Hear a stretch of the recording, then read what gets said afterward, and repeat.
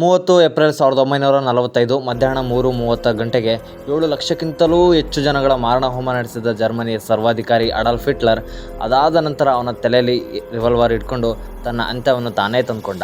ತನ್ನ ತಲೆಗೆ ಗುಂಡು ಹೊಡ್ಕೊಂಡು ಆತ್ಮಹತ್ಯೆ ಮಾಡಿಕೊಂಡ ಈ ಅಡಾಲ್ಫ್ ಹಿಟ್ಲರ್.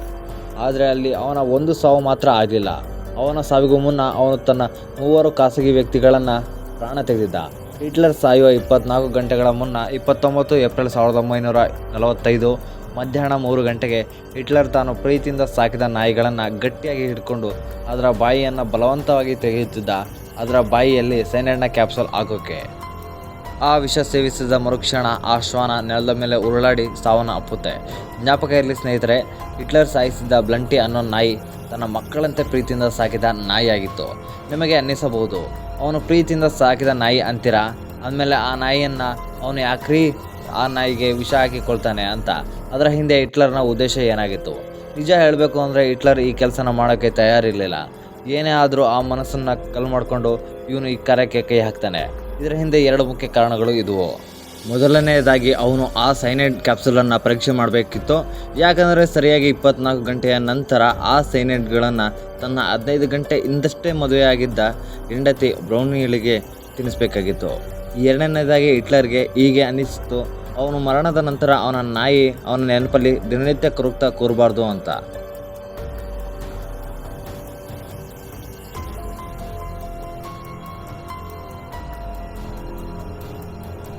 ಅದಾಗಲೇ ರಷ್ಯಾದಿಂದ ಹಿಟ್ಲರ್ ಬಹುಬೇಗ ಸೋಲನ್ನು ಉಣಬೇಕಾಗಿತ್ತು. ಆವಾಗ ಹಿಟ್ಲರ್ ಸತ್ತ ನಂತರ ರಷ್ಯಾ ಸೈನಿಕರು ತನ್ನ ಮೇಲೆ ಇದ್ದ ಕೋಪವನ್ನು ತನ್ನ ಸಾಕು ನಾಯಿಗೆ ಅವರು ಕೊಡಬಾರ್ದು ಅನ್ನೋದು ಅವನ ಉದ್ದೇಶ ಆಗಿತ್ತು. ಅದಕ್ಕಾಗಿ ಅವನು ತನ್ನ ಪ್ರೀತಿ ಸಾಕು ನಾಯಿಗೆ ಬಡಿಯದೆ ಸೈನೈಡ್ ಕ್ಯಾಪ್ಸೂಲ್ ಕೊಡುವುದರ ಮುಖಾಂತರ ಅದರ ಉಸಿರು ನಿಲ್ಲಿಸುತ್ತಾನೆ. ಇದಾದ ನಂತರ ಅವನು ತನ್ನ ಒದ್ದೆ ಕಣ್ಣನ್ನು ಒರೆಸಿಕೊಂಡು ಗಾರ್ಡನ್ನಲ್ಲಿ ತನ್ನ ನಾಯಿಯನ್ನು ಸಮಾಧಿ ಮಾಡಿಬಿಟ್ಟ. ಇಲ್ಲಿ ನಮಗೆ ಹಿಟ್ಲರ್ ಯಾಕೆ ತನ್ನ ಸಾಕು ನಾಯಿಗಳನ್ನು ಕೊಂದ ಅನ್ನೋದಕ್ಕೆ ಉತ್ತರ ಸಿಗುತ್ತೆ. ಆದರೆ ಅವನು ತನ್ನ ಹೆಂಡತಿಯನ್ನು ಯಾಕೆ ಕೊಂದ, ಅದರ ಹಿಂದೆ ಏನು ಕಾರಣ ಇತ್ತು? ಯಾಕಂದರೆ ಹಿಟ್ಲರ್ಗಂತೂ ಗೊತ್ತಿತ್ತು ಅವನ ಸಾವು ತುಂಬ ಸನಿಹದಲ್ಲಿ ಇದೆ ಅಂತ. ಆದರೂ ಅವನು ಸಾಯೋ 15 ಗಂಟೆಗಳ ಹಿಂದೆ ಯಾಕೆ ಮದುವೆ ಆದ? ಹೋಗಲಿ, ಆಗ್ತಾನೆ ಮದುವೆ ಆಗಿರೋ ತನ್ನ ಸ್ವಂತ ಹೆಂಡತಿಯನ್ನು ಯಾಕೆ ಕೊಂದ? ಇದನ್ನೆಲ್ಲ ತಿಳ್ಕೊಬೇಕು ಅಂದರೆ ನಾವು ಕೆಲವು ಗಂಟೆಗಳ ಹಿಂದೆ ಹೋಗಬೇಕು. 29 ಏಪ್ರಿಲ್ ಮಧ್ಯರಾತ್ರಿ 12 ಗಂಟೆ 33 ವಯಸ್ಸಿನ ಬ್ರೌನಿ ಅವಳು ತನ್ನ ಕೊಠಡಿಯಲ್ಲಿ long black dress, diamond watch, gold bracelet, diamond necklace ಹಾಕ್ಕೊಂಡು ರೆಡಿ ಆಗ್ತಾ ಇದ್ಲು. ಯಾಕಂದರೆ ಬರೋ 1 ಗಂಟೆಯಲ್ಲಿ ಅವಳು 16 ವರ್ಷದಿಂದ ಪ್ರೀತಿಸಿದ್ದ ಪ್ರಿಯಕರನ ಜೊತೆ ಮದುವೆಯಾಗೋಕ್ಕೆ ತಯಾರಾಗ್ತಾ ಇದ್ಲು. ಬ್ರೌನಿ ತನ್ನ 15ನೇ ವಯಸ್ಸಿನಿಂದ ಹಿಟ್ಲರನ್ನು ಪ್ರೀತಿಸ್ತಾ ಇದ್ಲು. ಅದಾದ ಮೇಲೆ 2 ವರ್ಷಗಳ ನಂತರ ಅಂದರೆ ಬ್ರೌನಿ 17ನೇ ವಯಸ್ಸಿನಲ್ಲಿ ಇದ್ದಾಗ ಹಿಟ್ಲರ್ ಅವಳ ಪ್ರಪೋಸಲನ್ನು ಒಪ್ಕೋತಾನೆ. ಅವರಿಬ್ಬರ ಕಳೆದ 16 ವರ್ಷದಿಂದ ಪ್ರೀತಿ ಮಾಡ್ತಾ ಇದ್ರು. ಇಡೀ ಪ್ರಪಂಚದಿಂದ ಅವರು ತಮ್ಮ ಪ್ರೀತಿಯನ್ನು ಮುಚ್ಚಿಟ್ಟಿದ್ರು. ಅವರು ಕೇವಲ ಹೊರ ಜಗತ್ತಿಗೆ ನಾವಿಬ್ಬರು ಕೇವಲ ಸ್ನೇಹಿತರು ಎಂದು ಹೇಳಿಕೊಳ್ತಾ ಇದ್ರು. ಆದರೆ ಹಿಟ್ಲರ್ನ ಹತ್ತಿರದ ಕೆಲವರಿಗೆ ಮಾತ್ರ ಇವರಿಬ್ಬರ ಪ್ರೇಮ ಕಹಾನಿ ಗೊತ್ತಿತ್ತು. ಅವರಿಬ್ಬರು ಪ್ರೇಮಿಗಳು ಮತ್ತು ಅವರಿಬ್ಬರಿಗೆ ಬೇರೆ ಬೇರೆ ಬೆಡ್ರೂಮ್ಗಳು ಇದ್ವು. ಆ 2 ಬೆಡ್ರೂಮ್ಗಳಿಂದ ಬಾತ್ರೂಮ್ಗಳ ಮೂಲಕ ಹಿಟ್ಲರ್ ಮತ್ತು ಬ್ರೌನಿಯ ಬೆಡ್ರೂಮ್ಗಳನ್ನು ಸಂಪರ್ಕಿಸಬಹುದಾಗಿತ್ತು.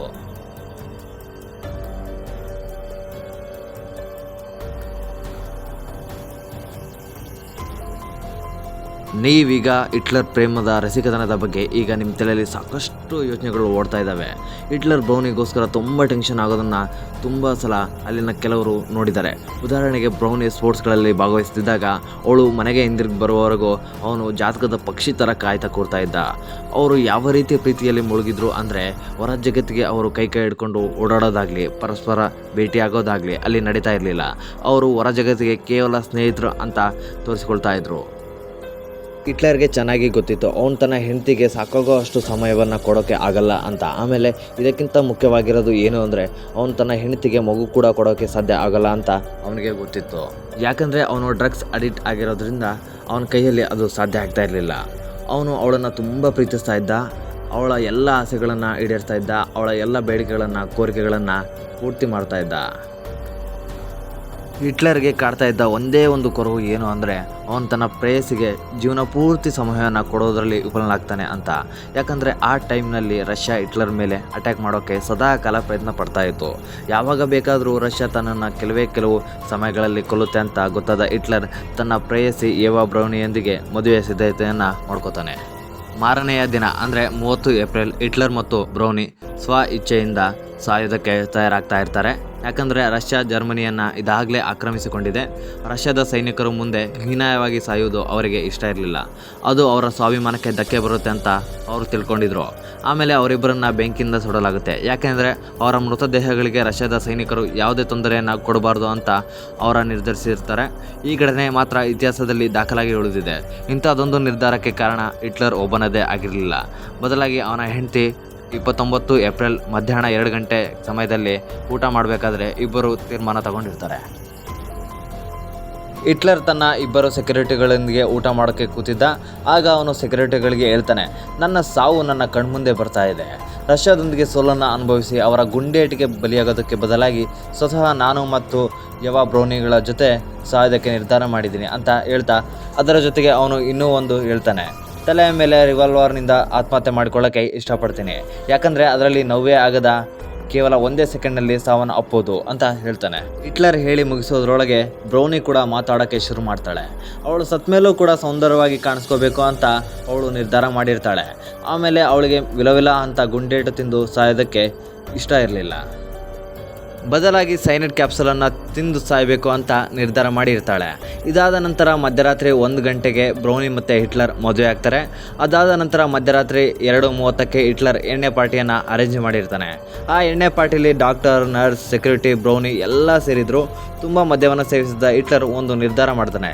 ಅವನು ಮತ್ತೆ ಕೆಲವು ಗಂಟೆಗಳ ಹಿಂದಷ್ಟೇ ಮದುವೆ ಆದ ತನ್ನ ಹೆಂಡತಿಯೊಂದಿಗೆ ಒಂದೇ ಸಮಯದಲ್ಲಿ ಸಾಯಬೇಕು ಅಂತ ನಿರ್ಧಾರ ಮಾಡಿರ್ತಾನೆ. ಆಮೇಲೆ ಅವರಿಬ್ಬರು 2 ರಿವಾಲ್ವರ್ ಮತ್ತು 2 ಸೈನೈಡ್ ಕ್ಯಾಪ್ಸೂಲ್ಗಳನ್ನು ತಗೊಂಡಿರ್ತಾರೆ. ಯಾಕಂದರೆ ಶೂಟ್ ಮಾಡ್ಕೋಬೇಕಾದ್ರೆ ಗನ್ ಏನಾದರೂ ಜಾಮ್ ಆಗಿದ್ರೆ, ಕ್ಯಾಪ್ಸೂಲ್ ಏನಾದರೂ ವರ್ಕ್ ಆಗಲಿಲ್ಲ ಅಂದರೆ ಬೇರೆ ಆಪ್ಷನ್ ಇರಬೇಕು ಅಂತ ಅವ್ರು ನಿರ್ಧರಿಸಿರ್ತಾರೆ. ಪಾರ್ಟಿ ಬೆಳಗ್ಗೆ 4 ಗಂಟೆ ತನಕ ನಡೀತಾ ಇತ್ತು. ಹಿಟ್ಲರ್ ಮತ್ತು ಬ್ರೌನಿ ಒಟ್ಟಿಗೆ ಒಂದೇ ರೂಮ್ಗೆ ಹೋಗ್ತಾರೆ. ಖಂಡಿತವಾಗ್ಲೂ ಅವರಿಗೆ ಗೊತ್ತಿತ್ತು ಆ ರಾತ್ರಿ ಅವರಿಗೆ ಕೊನೆಯ ರಾತ್ರಿ ಆಗುತ್ತೆ ಅಂತ. ಅವರಿಬ್ಬರಿಗೂ ಒಂದಷ್ಟು ಸಮಯ ಆ ನವದಂಪತಿಗಳು ಕುಡಿದ ನಶೆಯಲ್ಲಿ ತಮ್ಮ ಖಾಸಗಿ ಕ್ಷಣಗಳನ್ನು ಕಳೆದರು. ಅದು ಕೂಡ ಜಾಸ್ತಿ ಹೊತ್ತಲ್ಲ, ಬೆಳಗ್ಗೆ 6 ಗಂಟೆ ತನಕ. ಏಪ್ರಿಲ್ 30 ಬೆಳಗ್ಗೆ 6 ಗಂಟೆಗೆ ಹಿಟ್ಲರ್ಗೆ ಸಂದೇಶ ತಲುಪುತ್ತೆ. ರಷ್ಯಾದ ಸೈನಿಕರು ರಿಚ್ಸ್ಟಾಗ್ ತನಕ ತಲುಪಿದ್ದಾರೆ ಅನ್ನೋ ಸುದ್ದಿ ತಿಳಿಯಿತು. ಹಿಟ್ಲರ್ಗೆ ತನ್ನ ಸೋಲು ಮತ್ತು ಸಾವು ತೀರಾ ಸಮೀಪಿಸಿದಂತೆ ಭಾಸವಾಯಿತು. ಮಧ್ಯಾಹ್ನ 12:30ಕ್ಕೆ ರಷ್ಯಾದ ಸೈನಿಕರು ಹಿಟ್ಲರ್ನ ಸ್ಥಳಕ್ಕೆ ಧಾವಿಸಿ ಬರ್ತಾ ಇದ್ದಾರೆ ಅಂತ ಹಿಟ್ಲರ್ನ ಕಮಾಂಡೋಗಳು ಹಿಟ್ಲರ್ಗೆ ಸುದ್ದಿ ಮುಟ್ಟಿಸ್ತಾರೆ. ಇದನ್ನು ಕೇಳುತ್ತಿದ್ದಂತೆ ಜರ್ಮನಿಯ ಸರ್ವಾಧಿಕಾರಿ ತಣ್ಣಗಾಗಿ ಹೋಗ್ತಾನೆ. ಆ ಕ್ಷಣದಲ್ಲಿ ಹಿಟ್ಲರ್ ಮುಖದಲ್ಲಿ ಯಾವ ಭಾವನೆಗಳಿಗೂ ಸ್ಪಂದಿಸದೆ ಮೂಕನಾಗಿ ಬಿಟ್ಟ. ಅದಾದ ಕೆಲವು ಕ್ಷಣಗಳಲ್ಲಿ ಅವನು ಒಂದು ಮಾತನ್ನು ಹೇಳ್ತಾನೆ, ನನ್ನ ದೇಹ ಯಾವುದೇ ಮ್ಯೂಸಿಯಂ ಒಳಗೆ ಇಡೋಕ್ಕೆ ನನಗೆ ಇಷ್ಟ ಇಲ್ಲ. ರಷ್ಯಾದ ಸೈನಿಕರು ಬರೋ ಹೊತ್ತಿಗೆ ನಾನು ನನ್ನ ಪ್ರಾಣ ತ್ಯಾಗ ಮಾಡಬೇಕು ಅಂತ ಹೇಳ್ತಾನೆ. ಅದಾದ ಮೇಲೆ ಅವನ ಸೆಕ್ಯೂರಿಟಿಗಳಿಗೆ ಒಂದು ಆದೇಶವನ್ನು ಕೊಡ್ತಾನೆ. ನಾನು ನನ್ನ ಹೆಂಡತಿ ಸತ್ತ ಮೇಲೆ ನಮ್ಮನ್ನು ಸುಟ್ಟಾಕಿ ಅಂತ ಹೇಳಿ 12:45ಕ್ಕೆ ತನ್ನ ಎಲ್ಲ ಸೆಕ್ಯೂರಿಟಿಗಳಿಗೆ, ಡಾಕ್ಟರ್, ನರ್ಸ್ಗಳಿಗೆ ಕೈ ಕುಲುಕೋ ಮುಖಾಂತರ ಅಂತಿಮ ವಿದಾಯ ತಿಳಿಸ್ತಾನೆ. ಆಗ ಹಿಟ್ಲರ್ನ ನರ್ಸ್ ಹಿಟ್ಲರ್ಗೆ ಹೇಳಿದ್ಲು, my Fuhrer our faith in the final victory, lead us and we will follow you. ಇದನ್ನು ಕೇಳಿದ ಹಿಟ್ಲರ್ ಅವರ ಸೆಕ್ಯೂರಿಟಿ ಎಲ್ಲರಿಗೂ ನೀವು ಆತ್ಮಹತ್ಯೆ ಮಾಡ್ಕೊಳ್ಳಿ ಅಂತ ಹೇಳ್ತಾನೆ. ಯಾಕಂದರೆ ಆಮೇಲೆ ರಷ್ಯಾದ ಸೈನಿಕರು ಇವ್ರನ್ನ ಹಿಡ್ಕೊಂಡು ಹೋಗಿ ತೊಂದರೆ ಕೊಡಬಾರ್ದು ಅನ್ನೋದು ಅವನ ಉದ್ದೇಶ ಆಗಿತ್ತು. ಆಮೇಲೆ ಹಿಟ್ಲರ್ ಹೋಗಿ ಮಧ್ಯಾಹ್ನದ ಊಟವನ್ನು ಸವಿತಾನೆ. ಅಲ್ಲಿ ಅಷ್ಟು ದಿನ ಎಲ್ಲರ ಒಟ್ಟಿಗೆ ಊಟ ಮಾಡ್ತಾ ಇದ್ದ ಹಿಟ್ಲರ್ ಅವನ ಕೊನೆ ಗಳಿಗೆ ಇನ್ನೇನು ಸಮೀಪಿಸ್ತಾ ಇದೆ ಅಂತ ಗೊತ್ತಾದಾಗ ಅವನೊಬ್ಬನೇ ಕೂತು ಊಟ ಮಾಡ್ತಾನೆ. ಈ ಕಡೆ ಕೋಣೆಯಲ್ಲಿ ಹಿಟ್ಲರ್ನ ಹೆಂಡತಿ ಮುಖಕ್ಕೆ ಸಿಂಗಾರ ಮಾಡ್ಕೋತಾ ಇರ್ತಾಳೆ. ಆಮೇಲೆ ಯವಾ ಬ್ರೌನಿ ಹಿಟ್ಲರ್ಗೆ ಇಷ್ಟ ಆಗಿದ್ದ ಬ್ಲ್ಯಾಕ್ ಡ್ರೆಸ್ನ ಉಟ್ಕೋತಾಳೆ. The final death time. ಮಧ್ಯಾಹ್ನ 3:30ಕ್ಕೆ ಹಿಟ್ಲರ್ ಮತ್ತೆ ಬ್ರೌನಿ ಒಟ್ಟಿಗೆ ಒಂದೇ ಕೋಣೆಗೆ ಹೋಗ್ತಾರೆ. ಕೆಲವು ಕ್ಷಣಗಳಲ್ಲಿ ಕೋಣೆ ಆಚೆ ನಿಂತಿದ್ದ ಎಲ್ಲ ಸೆಕ್ಯೂರಿಟಿಗಳಿಗೆ ಗುಂಡಿನ ಶಬ್ದ ಕೇಳಿಬರುತ್ತೆ. ಅದನ್ನು ಕೇಳಿದ ಎಲ್ಲ ಅವನ ಸೆಕ್ಯೂರಿಟಿ ಗಾರ್ಡ್ಗಳು 10 ನಿಮಿಷಗಳ ಕಾಲ ಅಲ್ಲಾಡದೆ ದಿಗ್ಭ್ರಾಂತಿಗೆ ಒಳಗಾಗ್ತಾರೆ. ಅವರೆಲ್ಲ ಸೇರಿ ಹಿಟ್ಲರ್ ಮತ್ತು ಬ್ರೌನಿಯ ಮೃತದೇಹವನ್ನು ಹೊರ ತಗೊಂಡು ಬಂದರು. ಸಮಯ 3:50 ಆಗಿತ್ತು. ಆವಾಗ ಆ ಮೃತದೇಹಗಳ ಮೇಲೆ ಪೆಟ್ರೋಲ್ ಸುರಿದು ಬೆಂಕಿ ಹಚ್ಚಿದರು.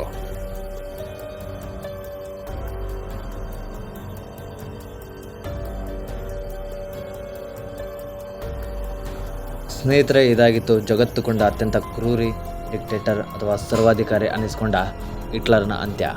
ಸ್ನೇಹಿತರೆ, ಯಾವ ವ್ಯಕ್ತಿ ಕೂಡ ಹುಟ್ಟತಾನೆ ಕೆಟ್ಟವನಾಗಿ ಹುಟ್ಟಲ್ಲ, ಹುಟ್ಟಬೇಕಾದ್ರೆ ಒಳ್ಳೆ ನಗು ಹುಟ್ಟಲ್ಲ. ಸಮಯ ಸಂದರ್ಭ ಆ ವ್ಯಕ್ತಿನ ಕೆಟ್ಟವನಾಗಿ ಮಾಡುತ್ತೆ. ಇದು ಈ ಹಿಟ್ಲರ್ನ ಅಂತ್ಯ. ಸ್ನೇಹಿತರೆ, ನಿಮಗೆ ಈ ವಿಡಿಯೋ ಇಷ್ಟ ಆಗಿದರೆ ಲೈಕ್ ಮಾಡಿ, ಸಬ್ಸ್ಕ್ರೈಬ್ ಮಾಡಿ, ಶೇರ್ ಮಾಡಿ. ಮತ್ತೆ ಇಂಥದ್ದೇ ಒಂದು ಕುತೂಹಲಕಾರಿ ವಿಡಿಯೋಗಳನ್ನು ನಿಮ್ಮ ಮುಂದೆ ತಂದಿಡ್ತೀನಿ. ಅಲ್ಲಿ ತನಕ ಜೈ ಹಿಂದ್, ಜೈ ಕರ್ನಾಟಕ.